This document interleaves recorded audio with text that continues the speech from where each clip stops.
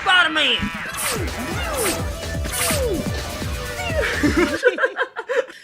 I'm Miles Morales.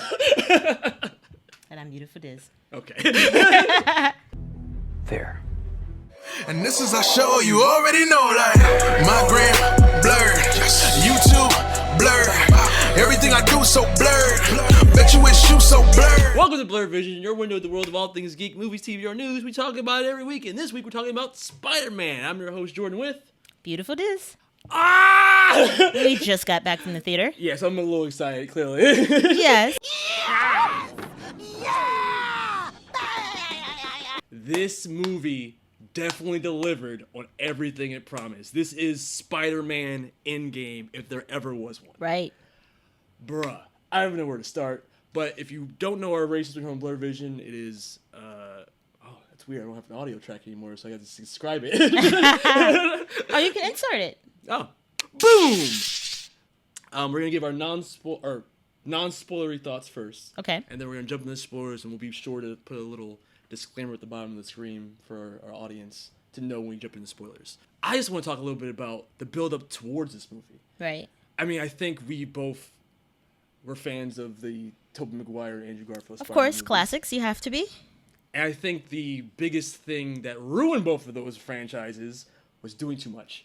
Right. Between Spider-Man 3, notorious for juggling too many villains, Right. and Amazing Spider-Man 2, because Sony was so hyped about launching their own universe, which they kind of did for this movie.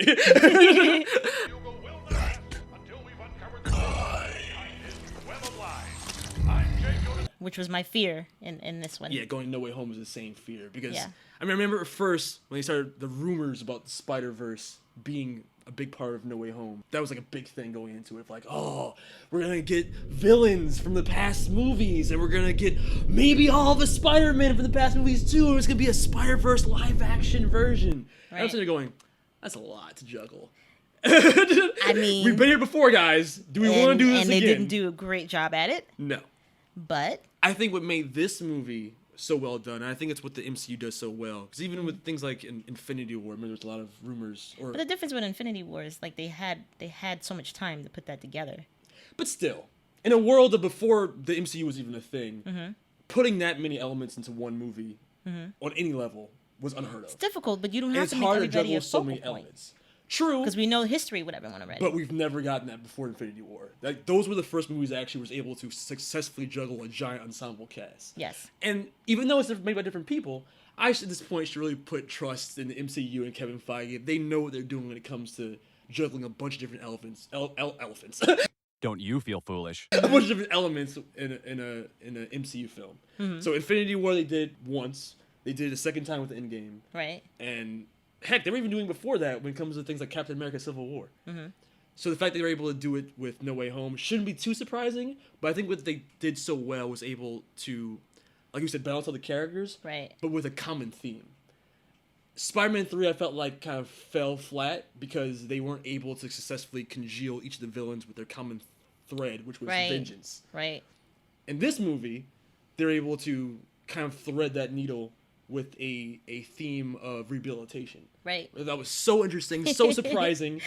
Like, we know Spider-Man's a good guy, but to go out of his way to want to help his own villains, like, it's something that you really only see in the comics. So they actually are able to delve into that aspect of Spider-Man's personality. Right. But in this, to see the good nature side of Peter Parker come out, that also, like a double-edged sword, always he might Creates problems creates for his own himself. problems, but then he tries to solve his own problems. Right. Right. But yeah, so how did you feel about No Way Home in general? I loved it. I mean, like we talked about before, it was, bittersweet, but I loved it in general. It was a really good movie. I felt they did a great job balancing everybody in the story. We got enough of everything. We got enough satisfaction. There was enough fulfillment with a lot of loose ends, a lot of questions that we may have had kind of got answered to some degree. Little things that kind of was irksome with the past films. But I loved it. I loved it all in a, general standpoint. Yeah, I can't say I was sad in some parts, but, it was generally a good movie. I think it was a good movie. I think it was a great movie. Yeah. Like, and especially just in terms of so much of it could have gone wrong. Well, they made, I mean, without spoiling anything, they made all the things that you questioned kind of answered, and they put the obvious things out. Kind of can't say it without spoiling things. Tiptoeing around everything. Yeah. But no, I enjoyed it a lot. I just want to talk in general about the characters and their arcs in this.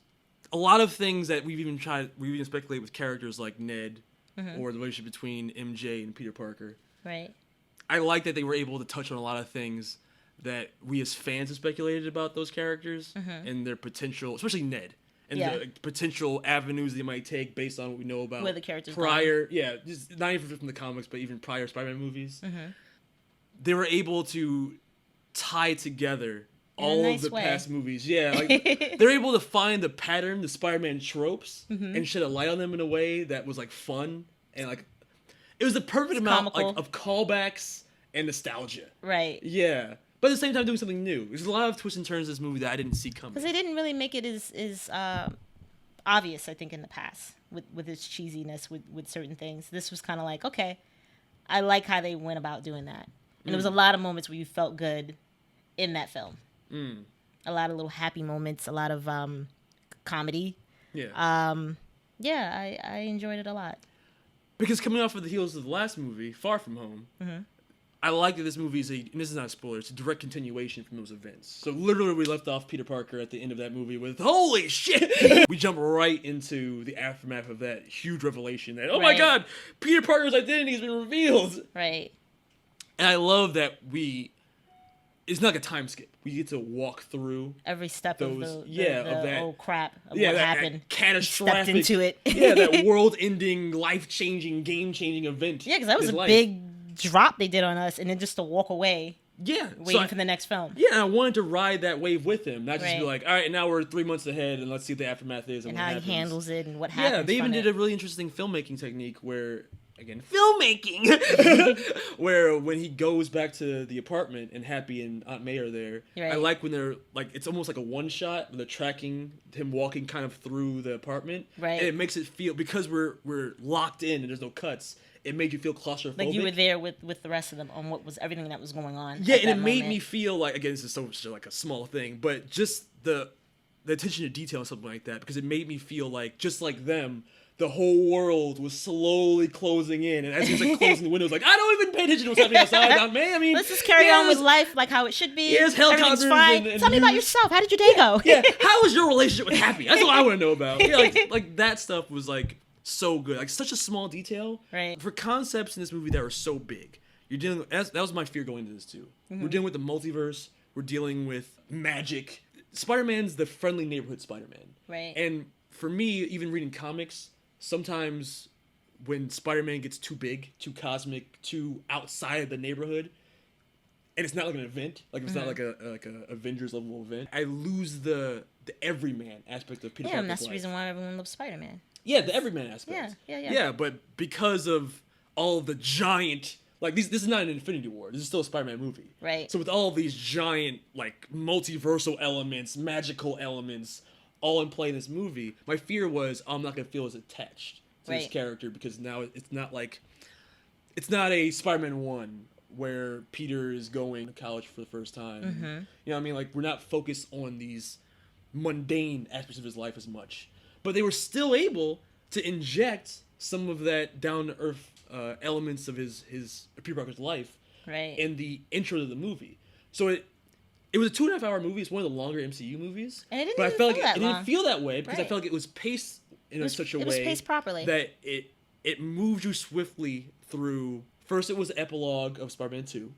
Then we move into the multiversal elements of it. And then we still get those moments of heart, those small down-to-earth human moments that make Spider-Man, I think, so relatable. Right. They didn't, despite having such a giant cast, especially with so many villains, I really appreciate they didn't lose sight of that. Right. They didn't lose sight of that heart that makes Peter Parker so special. And everyone got enough screen time, I feel. Multiversal! Doctor Strange just changed the timeline. What happened? Let's just jump into spoilers. We basically talked about. Okay, so we'll do our spoiler half. Before we get into spoilers, what would you rate it? Perfect Vision. Perfect Vision. Yes. since you told me Perfect Vision doesn't have to absolutely be perfect. No, It could be 2019. Yeah. Instead of 2020, it doesn't have to be 2020 vision. Yeah. Okay. Poor vision, less than passable, more than passable. So yeah, I'm with you. I'm gonna give this Perfect Vision too. Right. And I, like you, I don't think it's perfect, but in terms of what the movie set out to do and what it was able to accomplish, I'm like, this is gonna be close to my face. Let me make sure. I'm scared. In terms of what the movie was able to do with all the elements it had, I think this is if not the best version of what this movie could have been, it's definitely up there in the great multiverse of possibilities. This is definitely one of the better iterations of what the story could have been. Right. They were able to cohesively tie not only all the past Spider-Man movies together, Right, I agree. but do it in a satisfying and really do it in a funny way too. funny, satisfying, darker than I would have expected for But we got Disney a little MCU bit movie. of each Spider-Man's past with even the storytelling. Yes. You had the comedy, you had the dark, Yeah. the amazing parts, the sad parts. I mean, let's start there. The fact that they killed Aunt May. Oh, he just couldn't wait. Yeah, Couldn't that's the main wait. thing, because I did not think that Disney would have the You had balls. to say spoiler first. Spoiler part. I mean, I did say we were doing Yeah, I know, right? I know, but you jumped right into Spoilers! right into it. Especially in a world where I feel mean, like they played Tom Holland with us is- with that part too. we both called it. I We know, were sitting but there going like, she's no, in she denial. hopped up way too fast. It was too. That looked too bad to her hop up too quickly. Bruh, when they show the glider hit her from behind, Right. ragdolled her body.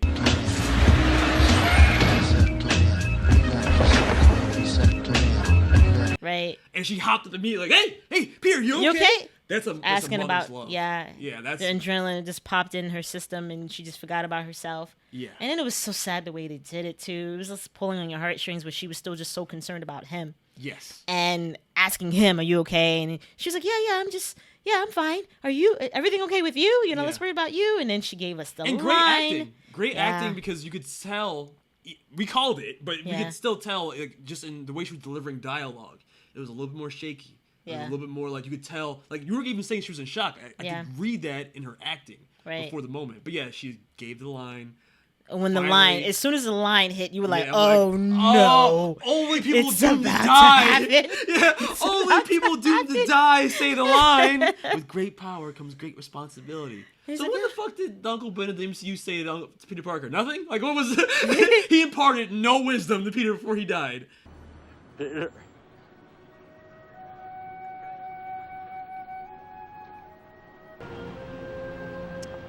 Enough said.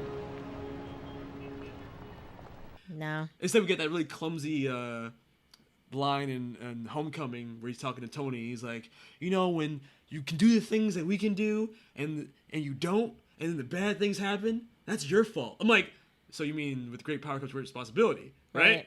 But they had to do like that roundabout Amazing Spider-Man, like, yeah, I'm saying it, but I'm not saying it Yeah, type of right. thing. He believed that if you could do good things for other people, you had a moral obligation to do those things. That's what's at stake here. Not choice, responsibility.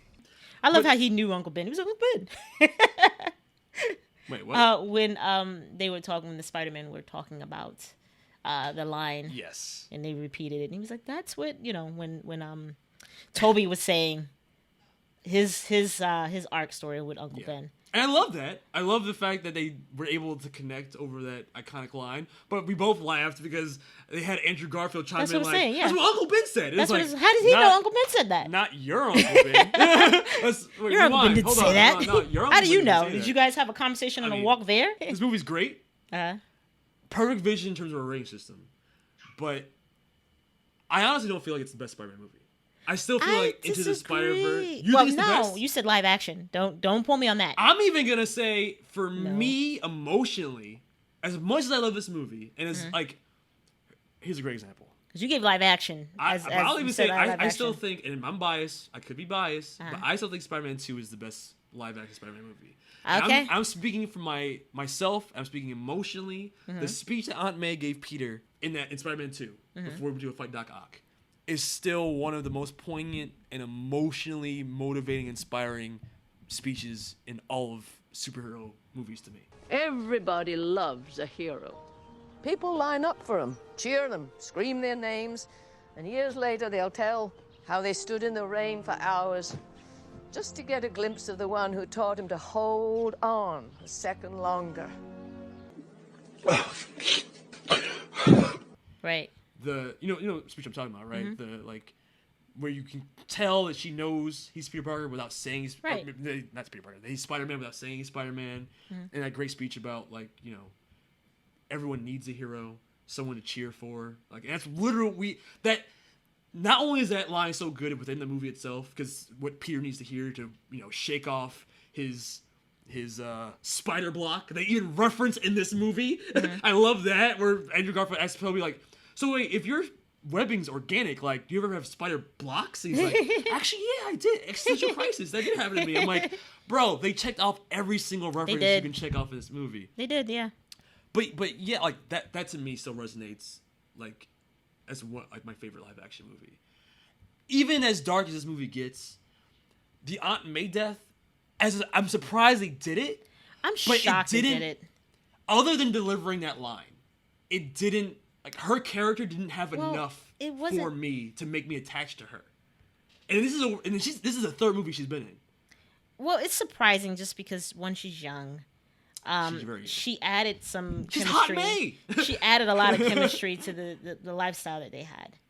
And without her, it seems like his home life is kind of shattered. You know what it is? She felt less like a mother and more like a big sister in these movies. Right. So it didn't hit the same as... It may have not, but he still needed that guidance. And the way they ended the film, it felt like he was abandoned by everybody. So he was. Yeah. So it's like, not only did he lose her... He lost everyone. Everyone. And that's what, when we walked out, that it was like... heartbreaking. There was some cheering, but this wasn't like an ENDGAME, woo! Like 10 minutes after people were still cheering. Like, no, because it was like that was a fun movie.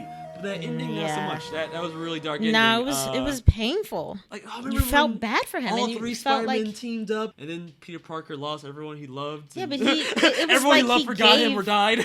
He was trying to help everyone else, including everyone. I felt like everyone got a happy ending, but him. He went out of his way to besides give Aunt May, of course, or anyone who was close to him. Anyone who was super close to Peter had a bad ending. Everyone else was good. The villains all got to walk off into the sunset. Yeah. The super villains that he really had no business wanting to help. Didn't deserve it. Because he's just such a good guy. He wanted to help him anyway. And he helped them all, and everybody was happy. Sandman got to go home to his daughter as a human. And yeah. So that was the weak part for me. Just the flimsy, like, again, I get it. Peter Parker's a great guy. But it pushes the limits of credibility when it's like, you don't know these guys from Adam. Right. Like, I get it. All people deserve a second chance. I love the theme of that. Right. But to go so far away to fight the guy that helped you save the universe, like literally come to blows with Doctor Strange for a cause that, like, other than just he's a good guy, he wants to see people that he thinks can be redeemed get a chance at redemption. Right. But you don't know. Let's use Norman Osborn as an example. Was it endearing to see the other side of Norman Osborn come out? To see the "Don't tell Harry" Norman come out? Don't tell Harry.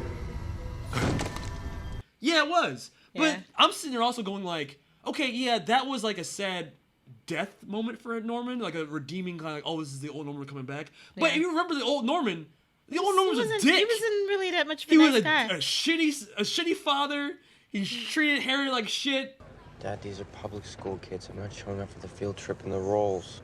What, you want me to trade in my car for a Jetta just because you flunked out of every private school I ever sent you to? Damn!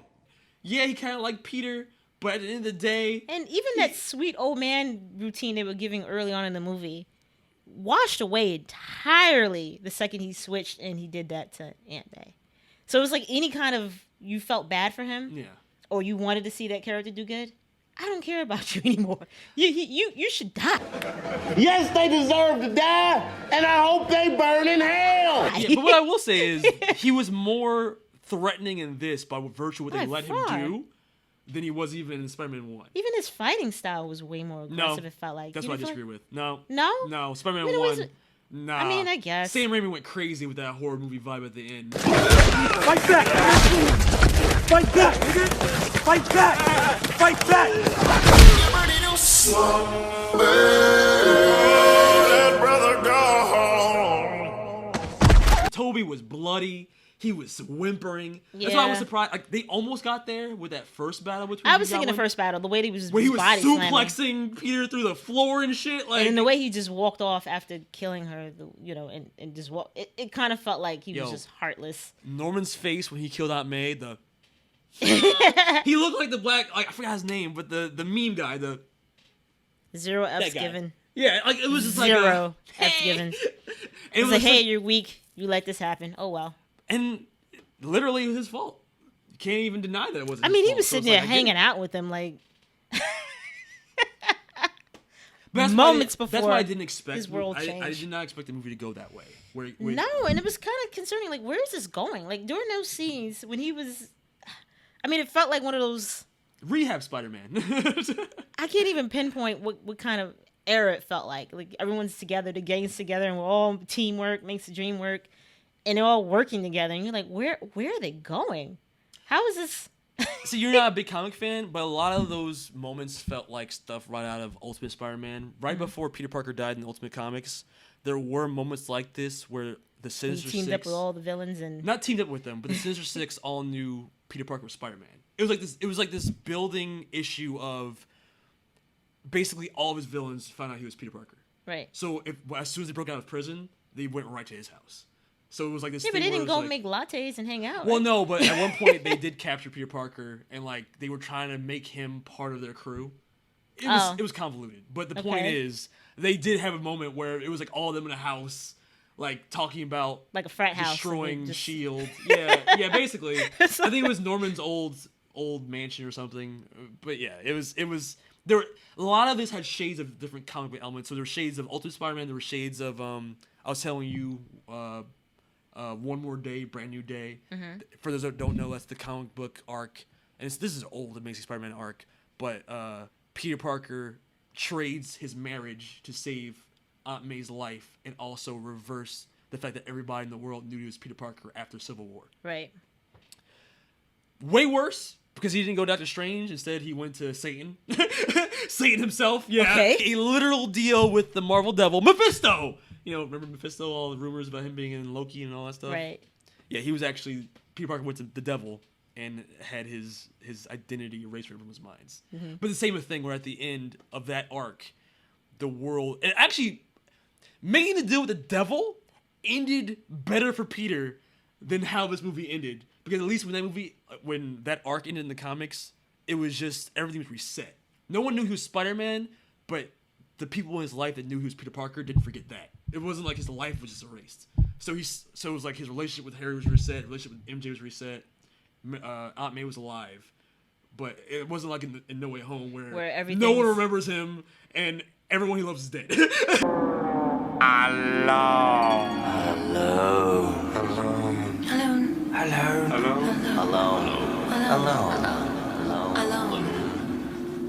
That's what we were debating too in the film, how that was done. I think it was just like deleted memories. It didn't reverse anything. Just it's one the of those mere things. mention of him has been erased. Yeah, I was talking about this too in the theater. It's very New 52, where it's like a hand-waving retcon of like, let's not think about it too hard. You just all you have to know is Peter Parker is, and no one knows who he is. The end. It's like, yeah, but if people don't know who Peter Parker is, how does that work for this event? Don't even worry about it. Just don't even think about it too hard. Just hand wave it away. No more special suit, because that didn't happen. But how is he with the event? How? What? Doesn't really make sense. But the point of it, like, they brought him back to basics. Even this is the MCU version. But they, at the end of the movie, he legit has like the original status quo Spider-Man suit. So all of the basically your suit, this would change. You would have a different. Yeah, I'd have a normal, classic Amazing Spider-Man suit. Yeah, it'd be erased. But that felt like, and this is also part of my complaints. So my complaints were how stupid they had to make Peter Parker, how negligent they had made Doctor Strange. Well, hopeful. And Doctor Strange was like such a punching bag in this movie, but I wouldn't call Peter. I mean, pretty stupid. Pretty dumb. Naive. Super naive. You are so dumb. You are really dumb. For real. But then, yeah, the things that toward the end, they feel like plot events made specifically to be like, hey, we're making a Sonyverse movies now. He's not as much in the MCU anymore. People don't remember who he is. People don't even know about him. Yeah. And now we're don't do, specifically like, a introducing reset. things like Venom and all these other things. So it's Right. like, it feels like you're slowly making it so you can have Tom Holland play with your Sonyverse and not so much the MCU anymore. Right.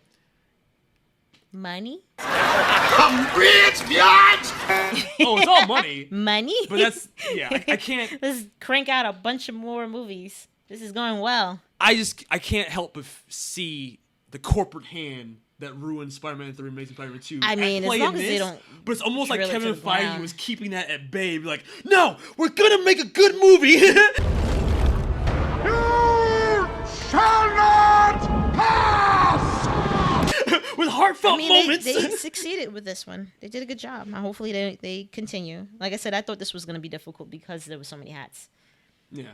So I mean, we didn't they even did a talk good about job. the introduction of the Spider-Verse characters like Tobey and Andrew. That was another thing that was like, I liked that they were in it, and I liked that they had great emotional moments and comedic moments between all three of the characters, and a lot of cool interplay moments between Andrew And and they Tobey. gave us a lot of time with them together talking about stuff you wouldn't even think they had time to talk about. But see, that's my thing. They're great snapshot moments. Right. They're great moments that I think a lot of movies now are made for social media sharing. Right. Guess what it feels like? It feels like it. All of the fan moments of like, oh my god, they're talking about the organic web shooters. Oh my god, Andrew Garfield, and I love this moment, him saving MJ and Yeah. crying, just him, and like, there's no context within the movie. I got a little watery at that part. Yeah, It's like, just from Andrew Garfield, he's my favorite Spider-Man. yeah. Maybe not my favorite movies, but easily my favorite Peter Parker Spider-Man. Even I remember at the time he was like, "Oh, Andrew Garfield's too cool to be Spider-Man. He's too skater punk." But even that element has warmed up to me over time. It may not be like the geeky Tobey Maguire Spider-Man, but at the core of his character, he's still Spider-Man. The problem with those movies were just too much convoluted bullshit around it. Right. But they felt like there were great moments, but when I look at it versus something like Into the Spider-Verse, the way these characters were introduced into the film, it felt like, and here they are! I mean, it did feel... And here's Toby! Yeah, it did feel like they didn't really know a better way to introduce him, so they just threw him in there. But it felt like that it's hard to describe. I would have preferred them to be in an action sequence and pop up. Kind of like how they did the Green Goblin, where he just came rolling up. But they kind of did theirs the same way, too. They both showed up on that. I can explain it better when I make a comparison. Right. So I think Into the Spider-Verse, even though that version of Peter B. Parker, the older Peter Parker, we had never seen that Spider-Man before, Right. he still felt familiar. He felt like an amalgamation of Tobey Maguire and Andrew Garfield Spider-Man. But the way he was integrated into that story didn't feel like an extra add-up. It felt like a definitely necessary didn't feel... piece of that narrative. It definitely was part of the story. You felt like it was part of the story, and it didn't feel odd. Even the other characters were a little odd the way they introduced them. But still one of my favorite movies. I mean, like when you said live action, that's the reason why I said I like this movie. Yeah, I still think I live like action. But the Into the Spider-Man Spider-Verse 2 I still like was pretty good, and I think I still like that over this. But so I'm just bringing that up to say that as much as I loved Tobey Maguire and Andrew Garfield in this, they never felt Tom could relate to them. Tom Spider-Man could relate to them for sure, and I love how they did make those comparisons of like, oh, I've lost people like Gwen Stacy. Oh, those words I've heard from my Uncle Ben. Right. You know, we've all. We do this. They were good about hitting the hallmarks of what makes Spider-Man Spider-Man and making the comparison between all three of them. That was fine. But in terms of them being a fully fleshed out character that was integral to the plot of this movie, right? They felt very inserted. They were definitely inserts. Yeah, they definitely felt inserted. Yes. That's the reason why I said I would have preferred them to come in a different way. Early. Where even they were fighting their own battle on the side and eventually met up, or something in the sequence, there's a world not in just which pop up. there's a world in which the movie even started with the final battle, or a version of the final battle between Tobey Maguire and Green Goblin. Right. You know or what I'm even saying? introduce one of them in that comical way. Yeah. And had another one pop up. I guess we couldn't do at that a because they made it a point to be like they all died in their worlds. Yeah, but it felt more like, hey, we heard you needed us, so we're here. Yeah. Thumbs up, ready to fight. Yeah. It just felt so, like you said, inserty. Like an insert where it's like, And oh yeah, it was I was here the whole time looking for you, and now I'm here. Huh? Yeah. Whoa! It's like, okay. Which is why I didn't mind, because that part was comical. But I would have preferred maybe if they did one character that way and then did the other one as a save, like he came in and swooped in and he was just there. Yeah, you could tell they were trying to make Tobey Maguire the older, wiser Peter of the three of them, but it still didn't feel like truly earned that you're like a mentor figure to Tom Holland. It didn't feel like it was just like, no, it didn't. Oh, we're kind of all just hanging out. I mean, Andrew Garfield kind of said it himself. He's just like, I always wanted brothers. Right. So it was like, okay, that's the vibe I kind of got. They were more like acquaintances / brothers. I don't know where they would insert him. I'm trying to think in my head at any point of the film. Like, I would have preferred one of them, like I said, the fight scenes. The structure of the movie would have to be different. Yeah, it would have had to been totally different because he couldn't have shown up during the Aunt May scene because. But that's what made it feel more like a highlight reel of the old Spider-Man movies. Then it felt like a fully fleshed out plot. Like, I couldn't imagine Into the Spider-Verse without that version of Peter Parker being the mentor for Miles the entire time. Right. But this movie, there is a world in which if Andrew and Tobey never showed up, the movie still could have happened. Absolutely. You know what I'm saying? That's what I mean by like the difference between how those characters were handled. Right. Still loved it, but that was one of the things where I was like, this is one of the better versions of this movie that could be. But I know there's an even better version. Right. If they could have done that a little bit better, I agree. Yeah. Thank you. Which is why I wouldn't completely say it's 110% perfect. Yeah. But that's why I still give it perfect vision. But I know that, there's still some things that could have been cleaned. It could have been infinitely yeah. worse. Oh, yeah, definitely worse. The fact that they did have those moments of heart, humor, and spectacle. Well, that's the reason why we forgave that, because they made it funny. Yeah. And they and endearing. Yeah. I loved Andrew in this. And they I loved Andrew more in this than I loved him in Amazing Spider-Man. And that's crazy. Yeah. That's crazy. How unsure of himself he was. Mm-hmm. You know what I'm saying? Like, because they played to everything that we complained about from the other movies. Yeah. So they made sure, like, he's probably the most, I don't want to say unliked, but... Yeah, I mean, definitely, in terms of the three of them, he is the... And him acknowleding that. Like, I'm a fact loser. That you're amazing. You are amazing. Yeah. Did I say you're amazing? It's like, I need to hear that. Thank you. I was telling you before, like, just his response felt so endearing because I can tell, like, as an actor, that he's pulling from truth. Right. Andrew Garfield's an actual Spider-Man fan from a kid. He's like a fanboy. Right. Tobey Maguire, not so much. He had to, like, literally read comics to even know who Spider-Man was before he did those movies. But Andrew Garfield was like... Well, that's how it was back then, too, for how they cast those films during that time. So having Tobey Maguire, the OG Spider-Man, tell him that he's amazing, I'm sure that's why that moment felt so real. Because it's like, I'm a fanboy! Stan Lee says that the reason why Spidey is so popular is because all of us can relate to him, and I agree. I needed Spidey in my life when I was a kid. And he gave me hope. In every comic I read, he was living out mine and every skinny boy's fantasy. But yeah, it's just like, they did everything right with the trio. They did. Like, the Spider-Man superhero landing. The poses, yes. The little... moonshot. Yeah, I love the fact that they did make it a point even to be like, oh, we don't know how to work as a team. Right. Yeah, because like, oh yeah, we don't. It's like, oh, they're always by I don't want to brag, but I'm on the Avengers. They're like, what are those? I'm like, yeah, it's cool. Is that a band? You part of a rock band? It's cool. I was like, wow. Wait, what are we doing? Yeah. What are we doing here? We gotta fight. Yeah. Even a little bit of banter, like again, that's what the MCU is so good at, giving you just enough, just lines of dialogue here and there that make you feel the shared history of these characters. Just Peter saying an offhand remark to Otto. Right. Or Tobey Peter. Just did that. Like, Peter. Tobey Peter. I love that moment where it was like, Peter. Yeah. I was like, no, Peter Parker. That's all of us. Yeah. Like, no, that one. There's so many great lines. That we're saying, like, again, in the whole car ride here, like, just quoting stuff like Ned being like, I swear I'll never become a supervillain and trying to kill you. Tobey not wearing his costume. He's like, wait, are you gonna dress like, what do they call them? A cool high school teacher or something? Pastor off. Oh, pastor. Off-duty pastor or something.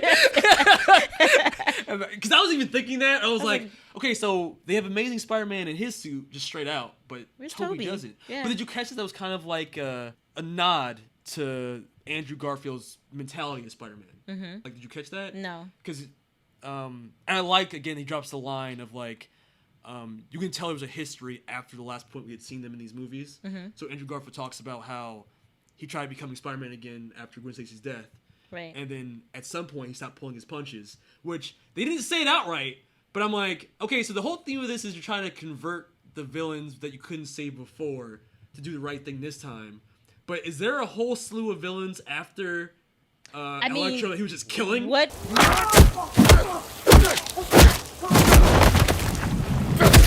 What was that when? What was coming through? I mean, during the end? Unclear. Everybody who wanted Spider-Man. Yeah, so why was there so Spider-Man many? was. But why so many people? It could be anything.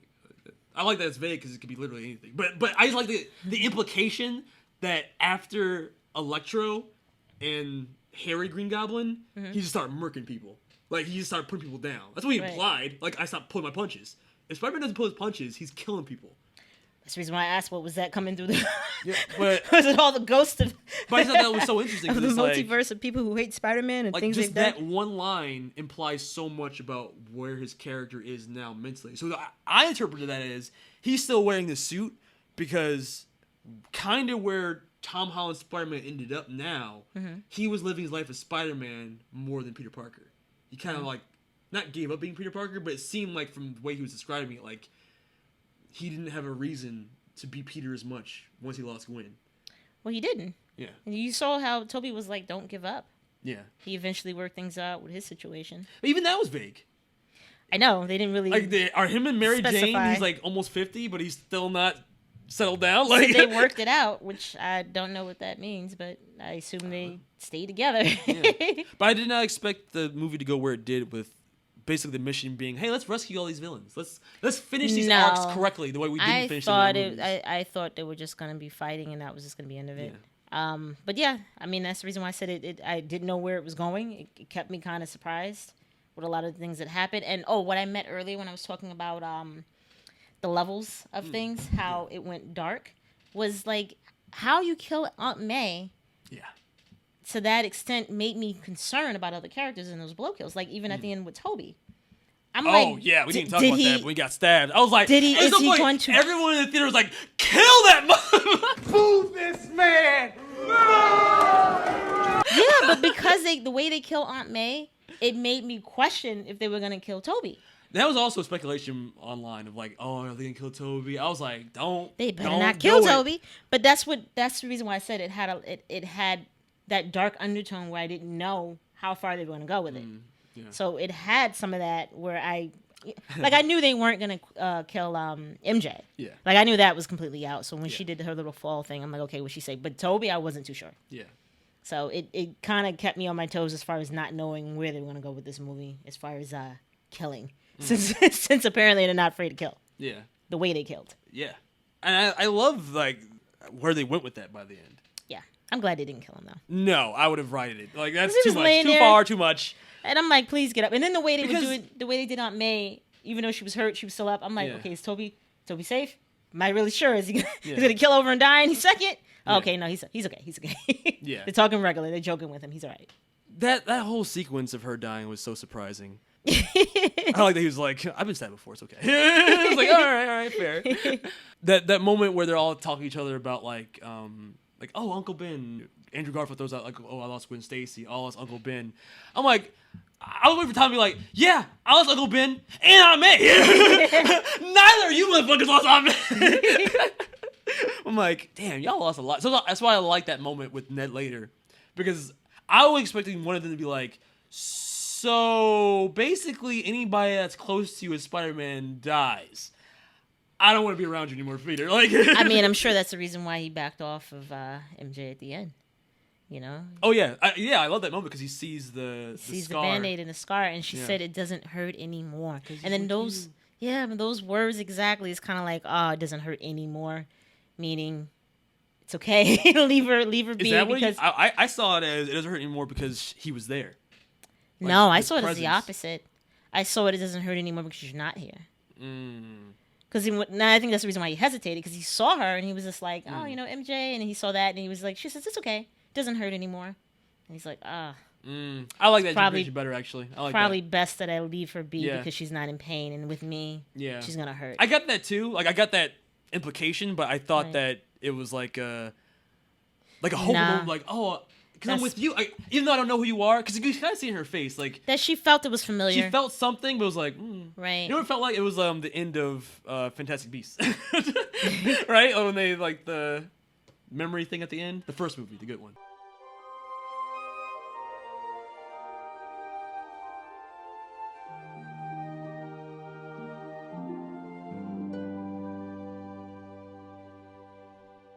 I don't even remember that. Oh, well, that's what happened.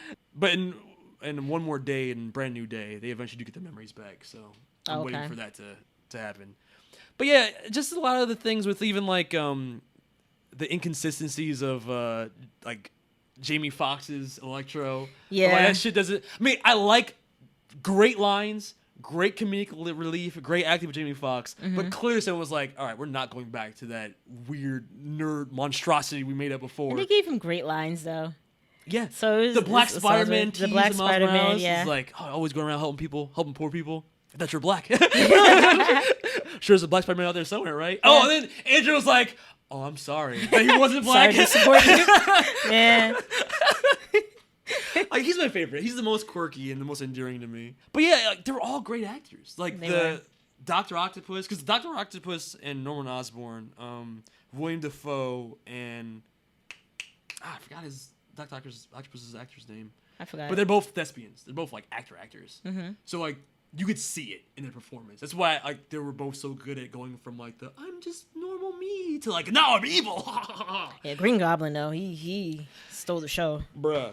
That he's the best Goblin. Yeah, I love him, and the way he turns from senile, old, dementia, poor man that you need to help to straight up psychopath, scary villain. But it makes me sad though because like they basically confirmed, unless we're just rebooting at this point, not rebooting, but like introducing new versions of these characters within this universe.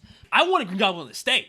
Like that's Norman Osborn. There's gotta be other versions. He was right? more Norman Osborn in this movie than he was in Spider-Man 1. Right. Without the mask, doing all his well, that's the reason why it's fan service, because they made sure they listened to people and changed. These villains all got a reboot, basically, within the current. But it's like these now, to me, they're the more definitive version of their characters in No Way Home than they were even in the original movies. Right. So I don't want a new Doc Ock, or I don't want a new Electro, I don't want a new Green Goblin. I want these guys to come back. Right. And the new villain that we're going to get in Spider-Man, the next Spider-Man movie. We didn't talk about that. Potentially, Venom. Yeah, I mean, you saw it left there. Like a turd in the wind. See, that's the thing, and it's not. It's kind of a complaint, kind of not. But it's the fact that none of these characters have a truly personal relationship to Peter. Green Goblin has the closest to that because of what he did, but now he's not in the universe anymore. So it's like you'll never. Well, maybe get that's that. the reason why they left the symbiote the way they did. What do you mean? He's gonna get his own because it was weird that they took Brock out the way they did. At the end of they popped him in just to take him out just for the suit. Yeah, but like, it's if so you're gonna strange even to do that. Why even have that be the version of Venom? You could just have if it's that divorced from the Venom movies, you can just have a random meteorite like in Spider-Man 3 crash. Like you could. I don't know. Maybe they just wanted to connect it somehow. It's such a weak connection. Unless that Venom personality is still there, which I don't want that Venom personality still there. Yeah. Like, what's the point? Like, because you don't want to see Venom as a villain now. And I was kind of wondering how they were going to do that with Venom. Yeah. Because it's kind of like, he's not really, you love him already. He's not really he's a lovable oaf. Yes. Yeah. You don't want him to get... Even in this, he's like, oh, you're drunk, Eddie, go. Yeah. Like, they're comic relief. Fear. You love them. You definitely don't want to see them fight Spider-Man, not our Spider-Man. No. So I guess that's the way they did it. It seems kind of weird that they would go that route, but it doesn't even really make sense if you think about it. So Doctor Strange vaporized him back to his universe, except for a drop of the. Why doesn't that go with him? Like it's like nah. I mean, Doctor Strange did no cleaning up for that one little piece. I have no idea. And also, what was this obsession with him too? I don't even understand that. Just because it's canonically what's supposed to happen, but there's no real reason within the universe. And even like we were talking about, how does it work now that the villains are cured and they're going back to the point in time right before they died? So like that really didn't make any sense either. Is Doc Ock gonna appear moments before he has to kill himself to bring down the vortex energy thing he was making in Spider-Man 2? I mean, he said that's the last thing to remember. So did they actually die in that time frame and then be reborn, or because you're being mid-fight? Yeah, you would be mid because they disappeared. He said that's the last thing they But remember. then also Andrew Garfield and Tobey Maguire are at they've passed that point in their continuity. So you're effectively changing their past. You are. So are their timelines now different? Like, how does that work? There's It'd be a lot of interesting implications if here. they did all that and they turned around and died as soon as they That's went what I'm saying. I back. think that's what it seems Oh, like now would we've cured you. Go back. Yeah. Electro goes back just before he gets destroyed by the I would guess explosion. they're being reborn in some sense of the word because The only way it makes sense is that if they go back and it changes their entire timeline, which changes Tobey Maguire and Andrew Garfield's timeline. Dr. Ock and the Green Goblin, he knew that Goblin was dead already. So they had to just be at different time frames at that point. You know what I mean? That's what I'm saying. Because Dr. Ock already knew that Goblin died. It would change that entire timeline. Right. To change any of their past. Yeah. So they can't be going back to dying. They would have to just be. But you know what I mean? These are the things I'm saying. Like it's just vague enough. It's like, That's what Dr. Strange says. We know nothing about it. Yeah, it gives us plenty of time to write whatever they want to write. It's because I said. Yeah, that was also interesting that they dropped a full trailer for Multiverse of Madness at the end. That was weird that they did that, but I mean. I am excited for it. They got What If Doctor Strange in this. Yeah. So I'm hyped to see what they do with that. I wonder if that means like all. I guess they did say What If it was canon. So I wonder if that's why Peter Parker was able to beat Doctor Strange. Because in the What If he does get the Doctor Strange cape. So maybe Peter Parker is inherently magical. Because what was that even about? Remember? Like, I didn't see. I only saw. How did he, without his soul in his body, still have reflexes like oh instincts? yeah, I forgot about that part. Yeah.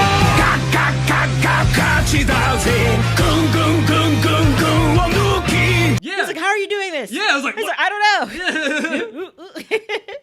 I'm like, that was cool. That Peter scene. Parker, better Sorcerer Supreme confirmed? Like, how does that work? I wonder where they're going if that's connected too now. I don't know. Doctor Strange just seemed like he's just getting. We didn't even really talk about him, and that's because I'm just disappointed in him. I'm disappointed with how much they're marginalizing him. Yeah. And I don't know why that is, but the fact that they've now made it confirmed that Wong is the Sorcerer Supreme. Right. They've confirmed in WandaVision she's stronger than Sorcerer Supreme. Right. In this, he's so irresponsible that he's starting a spell. It's weird and not telling Peter the details of how it works as he's doing it. I don't even understand why would he agree to this. Just explain how the spell works before you start it, bro. It's like, no, gotta keep doing it. You're like, no, just... You changed my spell 6 times. You shouldn't have a longer tutorial for, like, I don't know, a new program or app you download than changing the fabric of reality. You know what I mean? Give me a 10-minute debriefing, Doctor Strange, before you just start changing reality. He's one of those parents that give the kid whatever you want. Yeah. I said no. You know what? Here, just take it. Yeah. It's like, wait, what? This may kill you, but just take it. And I like our That's theory terrible. about the trailer alterations, because a lot of moments in the trailer were different from the moments in this movie. Right. Don't cast that spell. It's too dangerous. Fine. I won't. And the idea that all the trailers that we see that are different from the actual movies are just different universes. Because I like the fact that Wong in the trailer was like, don't cast that spell. And then when we get to the movie, he's just like, don't do it without me. Or I don't want to be involved. I don't want to be involved. Yeah. And he walks out. I don't have time for this, Strange. I'm going to Shang-Chi. I'll see you later. I've got my own cameo in a different movie. Yeah. It does bring up a lot of questions. And hopefully... I mean, even thinking about the what if situations now, if they're doing that, what we're gonna see. Yeah. But I'm excited. I'm excited for the future Spider-Man, and I'm excited for Spider-Man 4 because they did confirm there's gonna be 3 more Spider-Man movies with Tom Holland. I mean, and now it's gonna be his college years. Yeah, we're gonna get to see the old school. Yeah. Spider-Man honestly, the way they're going, I predicted it before. I'm still gonna say it again. I hope that they go the Ultimate Spider-Man route. I hope they kill Peter at the end of this. Because they've taken away, but he's got nothing now. Like, I mean, I'm sure he's gonna get his friends back. Stuff back within time. But I even think Ned's gonna go evil. I think that was foreshadowing. I think he's gonna be Hobgoblin, like in the comics, because Ned Leeds is the Hobgoblin. I mean, it's terrible that he said that now, and you're saying this. Why throw it out there? Why dangle that carrot? And they're giving him abilities. Yeah, Chekhov's gun. Yeah, he's magical. Maybe they're gonna make Hobgoblin a little bit magical in this. Don't know. That's another thing. Again, Dimension Doctor Strange. Even Ned is magical. It's like how long did it take Doctor Strange to learn how to do that? it wasn't instant. Ned figured it out. Ned has more potential as a magician than Doctor Strange. I'm very confused on Doctor Strange's abilities. Not okay. Poor Strange. I mean, I was talking about that though too. I was like, how powerful can you be? How long? 4 years of training?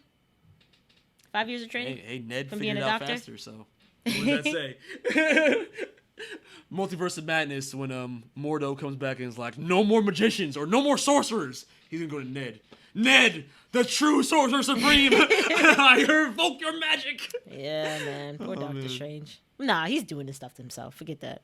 I take that away from the record. Magic just fucking up lives, man. Magic killed Aunt May. It's dark. Happy's not happy no more.